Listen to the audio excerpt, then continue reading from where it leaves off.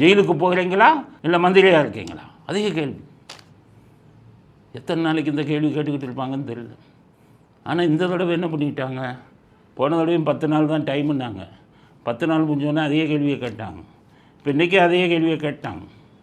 கேட்டுட்டு இப்போ என்ன சொல்லியிருக்காங்க, 28ஆம் தேதி வருகிற திங்கட்கிழமை மதியம் 2 மணி வரை டைமா ராகுகால யமகண்டம்லாம் பார்த்து கொடுத்துருக்காங்கன்னு நினைக்கிறேன்.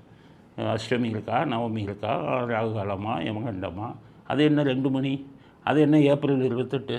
இவ்வளோ நாள் 3-6 மாதமாக ஓடிக்கிட்டு இருக்க அவர் மந்திரியாக உட்காந்துக்கிட்டு இருக்காரு. இப்போவும் தைரியமாக சுப்ரீம் கோர்ட்டுக்கு பயப்படுற மாதிரியாக தெரியுது.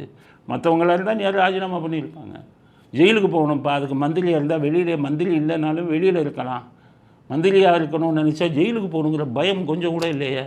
காரணம், நீங்கள் கேள்வியாக கேட்டுக்கொண்டிருக்கிறீர்கள். எங்களுக்கு 28ஆம் தேதியும் பெயில் ரத்தாகுங்கிற நம்பிக்கை இல்லை. அதனால் இந்த தடவை என்ன பண்ணுறாங்கன்னு பார்ப்போம். சுப்ரீம் கோர்ட்டின் ஒவ்வொரு தீர்ப்பும் கேலிக்குரியதாக கொண்டிருக்கிறது. திமுகவிற்கும் செந்தில் பாலாஜிக்கும் அதிகமான சலுகைகளை காட்டுகிறார்களோ நீதிமன்றங்கள். நீதிமன்றம் சொல்ல முடியாது. இப்போ ஆனந்த வெங்கடேஷ் வந்து அடித்தார். இப்போ சுப்பிரமணிய நீதி அரசெல்லாம் அடி கொடுத்துட்டாங்க. அதனால் உச்ச நீதிமன்றம் தப்பாக நடந்துக்கிட்டு இருக்காங்களோ, இவர்களுக்கு அதிக சலுகை காட்டுகிறார்களோ அப்படிங்கிற ஒரு சந்தேகம் வந்திருக்கு.